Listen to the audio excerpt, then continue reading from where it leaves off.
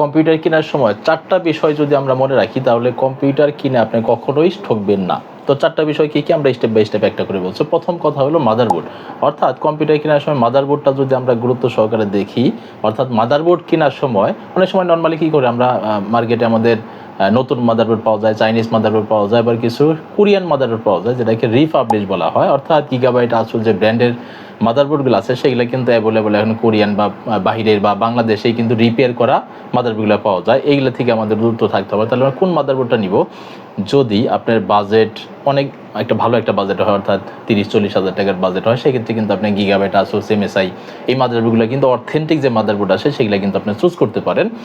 আর আরেকটা বিষয় হলো যদি আপনার বাজেটটা কম হয়, অনেক সময় আমাদের বাজেট কম হওয়ার কারণে আমরা 6-1, 8-1 বা 110 মাদারবোর্ডগুলো চুজ করে থাকি। সেগুলো থেকে অর্থাৎ এগুলোর বাজেট আমাদের 10 থেকে 15 হাজারটা যে পিসিগুলো হয় সেগুলো কিন্তু কখনোই আমাদের মাদারবোর্ডগুলো কোরিয়ান বা রিপাবলিশ মাদারবোর্ডগুলো নেওয়া উচিত না। অর্থাৎ গিগাবাইট এবং আসুস, এমএসআই বোর্ডগুলো যা আছে এগুলো ব্র্যান্ডেড মাদারবোর্ডের একটা দাম হলো 8 থেকে 9 হাজার, 10 হাজার টাকা।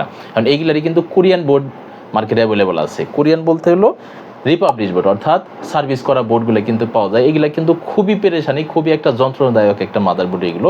অর্থাৎ বিভিন্ন ধরনের প্রবলেম হয়, আজকে সাউন্ড পায় না, কালকে ভিজিয়ে পায় না, পরশুদিন সার্ভিস, মানে বিভিন্ন ধরনের আপনাকে একটা পাগল হয়ে যাওয়ার মতো অবস্থা। এই বিষয়গুলো আপনি অবশ্যই মাথায় রাখতে হবে। তাহলে আমরা যেহেতু আমাদের বাজেট অল্প, তাহলে আমরা কী করবো? সেই ক্ষেত্রে আপনার মার্কেটে কিছু মাদারবোর্ড আছে যেমন ইসনিক মাদারবোর্ড, সেটা অনেক পুরাতন কোম্পানি এবং মোটামুটি চাইনিজের ভিতরে একটা ভালো একটা মাদারবোর্ড, সেগুলো আপনি কিন্তু নিতে পারেন খুব কম দামে। 61, 81 বা 110 কিন্তু মাদারবোর্ডগুলো আপনি নিতে পারেন। তাহলে কম প্রাইসের ভিতরে আপনি ইসনিক নিতে পারেন। আর যদি বাজেট আপনার বেশি হয় তাহলে কিন্তু গিগাবাইট, আসুস বা এমএসআই এই ধরনের মাদারবোর্ড কিন্তু আপনি চুজ করতে পারেন। একটা গেল। দ্বিতীয় হলো আমাদের এসএসডি। অনেক সময় আমরা কম্পিউটার বিল করার ক্ষেত্রে অনেক সময় আমাদের ধারণা থাকে না যে আমরা হার্ড ডিস্ক দিয়ে বিল করবো নাকি এসএসডি দিয়ে বিল করবো। অনেক সময় আমরা মনে করি যে আমাদের স্টোরেজ অনেক বেশি প্রয়োজন। আগের দিনে আমরা কি করতাম? অর্থাৎ আমাদের বাসায় যদি পার্সোনাল একটা কম্পিউটার থাকতো সেখানে কিন্তু আমরা বিনোদনের জন্য নাটক, মুভি, কার্টুন, গেমস এগুলো কিন্তু বা অডিও গান এগুলো কিন্তু আমরা মানে রিজার্ভ করে রাখতাম, কারণ আমাদের নেট অ্যাভেলেবল ছিল না, আমরা এগুলো বারবার এগুলো শুনতাম। কিন্তু এখন কিন্তু আমাদের প্রত্যেকটা বাসায় কিন্তু আমাদের এখন ইন্টারনেট থাকে। ইন্টারনেট থাকার কারণে কিন্তু আমাদের কোনো অডিও ভিডিও কিন্তু আমাদের রেকর্ড করে অর্থাৎ স্টোরেজ করে রাখার প্রয়োজন হয় না। এই জন্য আমরা যে কোনো সময় তাৎক্ষণিক আমরা ছাড়লেই কিন্তু সেই ভিডিওগুলো আমরা দেখতে পারি। এই জন্য আমাদের স্টোরেজ কিন্তু খুবই কম প্রয়োজন হয়। অনেক সময় আমরা কী করি?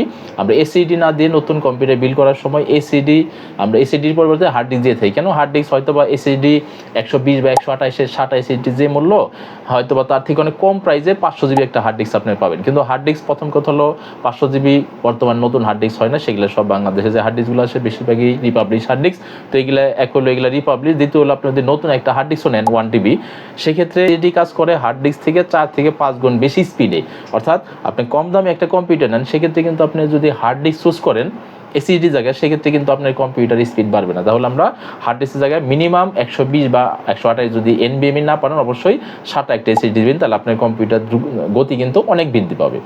তৃতীয় আসি হলো র্যাম। অর্থাৎ র্যাম কিন্তু আমাদের একটা গুরুত্বপূর্ণ বিষয়। অনেক সময় আমরা কী করি? আমরা একটা কম প্রাইসের ভিতরে যখন আমরা একটা পিসি বিল করতে যাই তখন আমাদের র্যামটা অনেক সময় 2 জিবি দেই বা 4 জিবি দেই। এটা যদি আমরা মোটামুটি 8 জিবি রাখার চেষ্টা করি, সেক্ষেত্রে কিন্তু আমরা একটা ভালো মানের একটা অর্থাৎ কম প্রাইসের ভিতরে কিন্তু আমরা ভালো একটা পারফরমেন্স করে কিন্তু আমরা একটা পিসি আমরা কিন্তু বিল করতে পারি। এরপরের গুরুত্বপূর্ণ বিষয়টা হলো সেটা হলো একটা পাওয়ার সাপ্লাই। অনেক সময় আমরা কী করি? আমাদের এখন বর্তমানে কিন্তু 1000 থেকে 1500 টাকার ভিতরে কিন্তু 2 বছর ওয়ারেন্টি ভালো পাওয়ার সাপ্লাই পাওয়া যায়। সেটা ওয়াট হয়তো বা 200 ওয়াট লেখা থাকে বা 230 ওয়াট লেখা থাকতে পারে।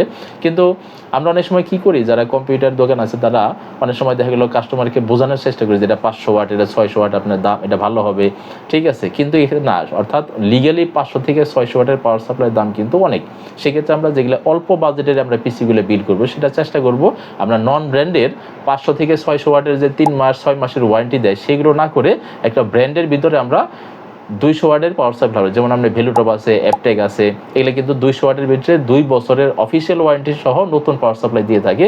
এগুলো কিন্তু আমরা কম দামে যে পিসিগুলো আছে সেগুলো কিন্তু আমরা বিল করতে পারি। তো আমরা এই 4টা বিষয় আমরা কিন্তু যদি একটা পিসি বিল করার সময় যদি খেয়াল করি, তাহলে কিন্তু আমরা পিসিটা কিন্তু আমাদের স্মুথ চলবে এবং অনেক দিন আপনার সার্ভিস দিবে এবং এটাকে ঘন ঘন আপনাকে কি করতে হবে না, সার্ভিস সেন্টার নিয়ে যেতে হবে না। প্রথম বললাম কি? মাদারবোর্ড।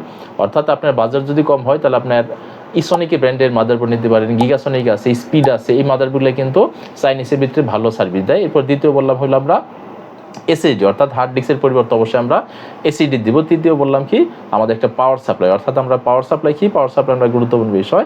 এবং চতুর্থ বলছিলাম আমরা র্যাম, অর্থাৎ র্যাম 2GB 4GB না দিয়ে আমরা চেষ্টা করবো DDR3 যদি হয় সেক্ষেত্রে আমরা 4GB দিব, 8GB দিব। এবং আরেকটা জিনিস খেয়াল রাখবো, অনেক সময় আমরা কী করি সেটা হলো 2টা স্লট থাকে মাদারবোর্ডে।